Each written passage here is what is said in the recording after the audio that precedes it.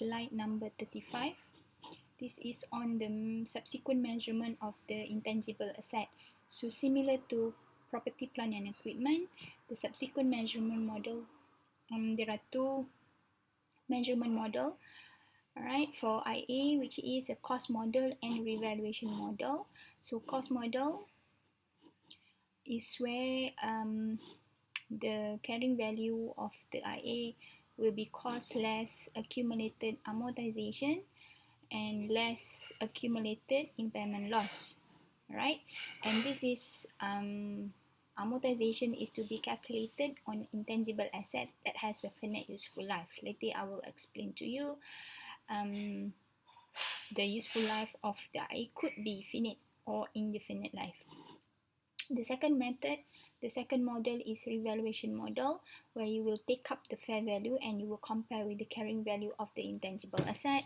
So this is no different with PPE. It's just that the term that is used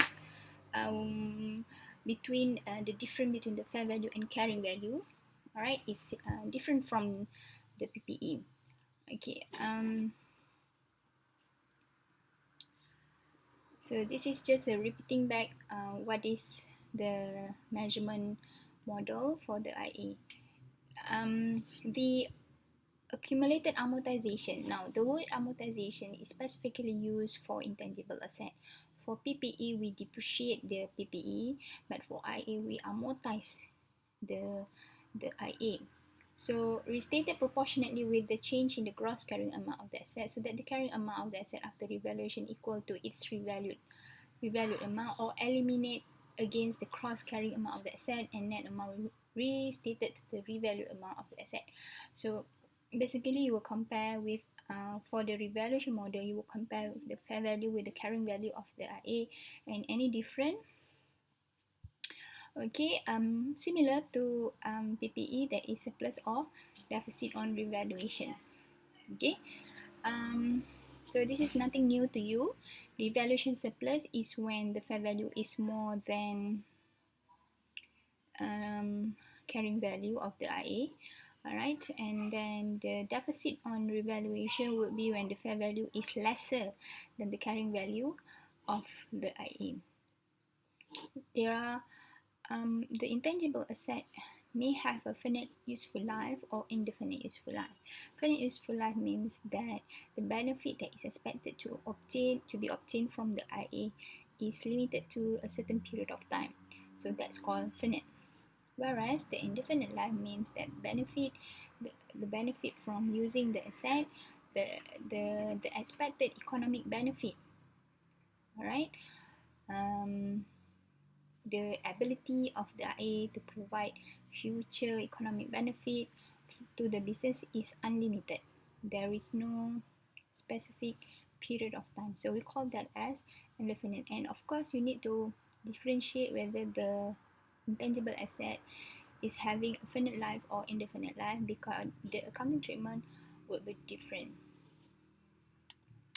Okay, now if you compare between finite life and indefinite life, definitely finite life means there is a certain period of time that you can benefit from the IA. Therefore, you need to amortize the finite intangible asset. Whereas for the indefinite, because it has no specific period of time, there is no useful life, therefore you do not have to amortize. Okay.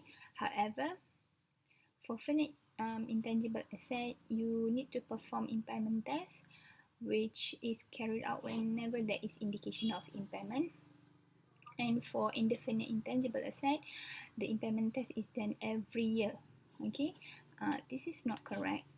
For indefinite life, it is tested.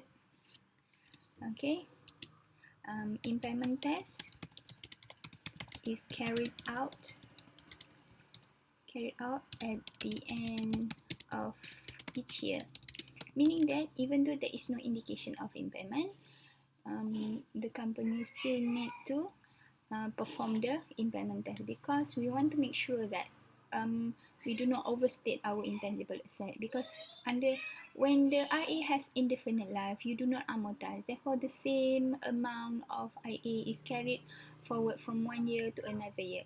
So to ensure that this IA, this asset, is not overstated, at the end of each year we have to do review whether there is any impairment loss which the company should reduce the value of intangible asset. I hope that you still remember the indication of impairment, alright, which you have learned in under PPE. There are two types of sources of information that will show that your asset is impaired. When we say impaired, means the expected benefit or cash flow to be generated from IA is reduced. Alright, so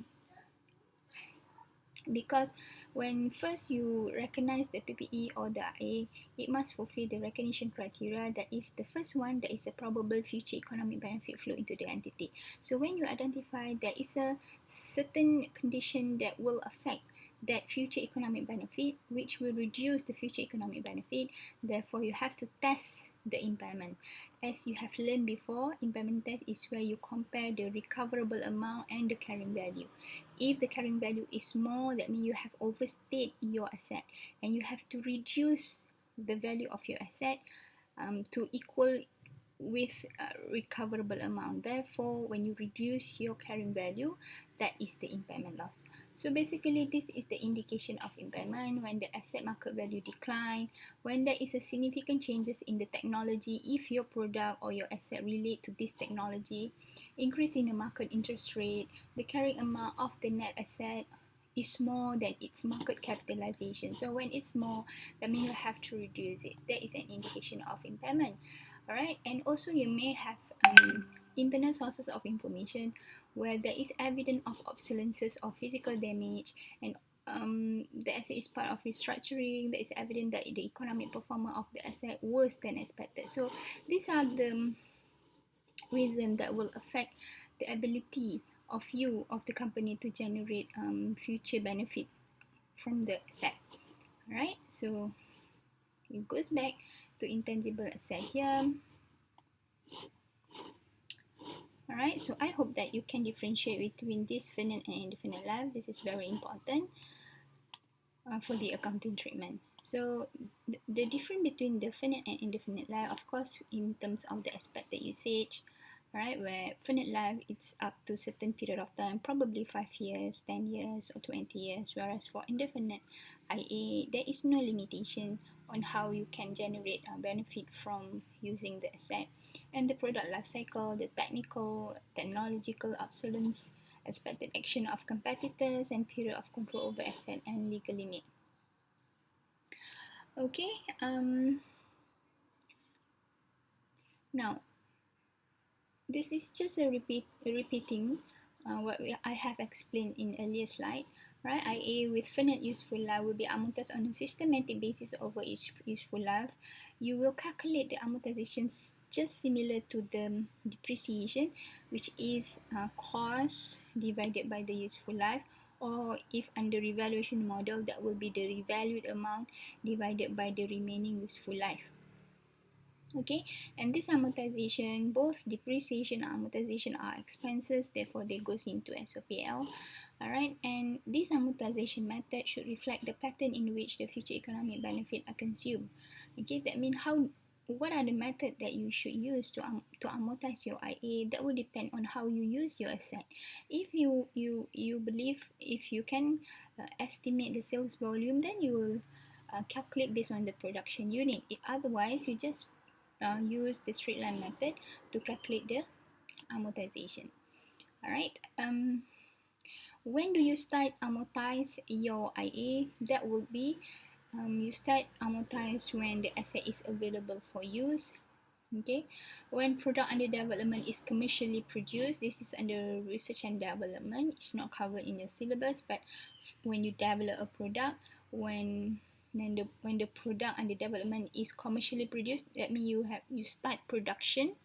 Alright, then you can start amortize your IA. And when do you stop amortizing your IA? That will be at the earlier of date when asset is derecognized. That means maybe you sell the asset, and when it is classified under MFRS 5 asset. MFRS 5 means a non-current asset that is waiting to be sold. Alright, okay, this is an example. This is slide 43. Example, on 1st January 2010, Hari Berhad acquired publishing rights at a cost of 9 million. So this is intangible asset. 1st January, you acquire the rights. And the legal life of 10 years. Okay, the legal life is 10 years. On 1st January 2012, okay, you have it here. Hari reviewed the useful life and it was revealed that the benefit derived from the IA would be another 3 years. So the remaining useful life on this date is 3 years. Okay, 3 years. Okay, and then in addition, the recoverable amount of the intangible on this date was determined to be 6 million. So the recoverable amount, okay, 6 million. So basically you know that when you are given with a recoverable amount, that means you are doing the impairment test. So required explain on the accounting treatment. Okay, so this is the answer. On 1st January 2010, okay, the right shall be treated as intangible asset in accordance to MFRS 138 at initial cost of 9 million. Okay, it meets the recognition criteria of an IA, which is identifiable, controllable, and generate future economic benefits. So the intangible asset is to be amortized over 10 years. Okay, the legal life is 10 years. In 2010 and 2011, so there are 2 years gap here. So 2010 and 2011, you're going to amortize at 900,000,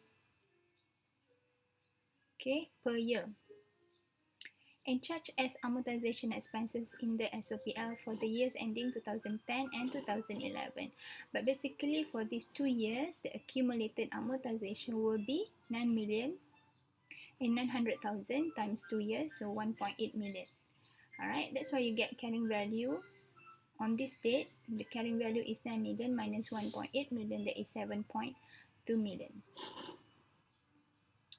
Okay, so on 1st January 2012, the carrying amount of the IA is 7.2. Okay, that is the cost minus the accumulated amortization, 7.2 million, which is higher than the recoverable amount. So there is an impairment loss of 1.2 million. And at the beginning of 2012, the useful life is 3 years. Therefore, you will amortize your IA at 6 million, okay, divided by 3 years. That is 200,000. So now, this is how you present, okay. This is how actually the calculation. The initial cost 9 million minus 1.8, so you get 7.2 million, and then the recoverable amount is 6 million, and your current value is 7.2 million, so you get an impairment loss of 1.2 million. So it's just similar to what I've shown here. Okay, so the impairment loss.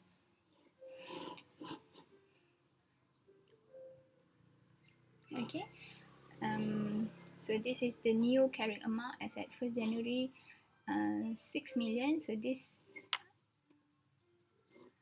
become the new carrying value, 6 million, and you minus the amortization of 200,000, so you get 4 million. So 4 million will be the carrying value.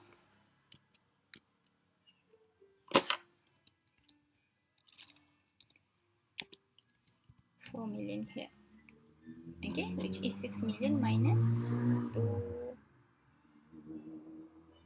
2 million. It's not 200,000, yeah.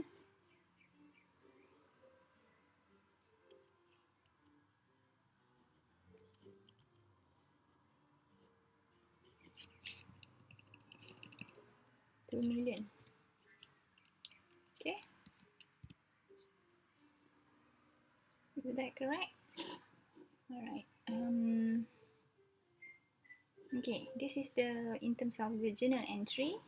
The impairment loss 1.2 million in 2012. So debit SOPL impairment loss, credit accumulated impairment loss 1.2 million. And then the amortization in 2012, debit SOPL, the amortization expenses 2 million and credit accumulated amortization 2 million. Okay, alright, I stop here. Thank you.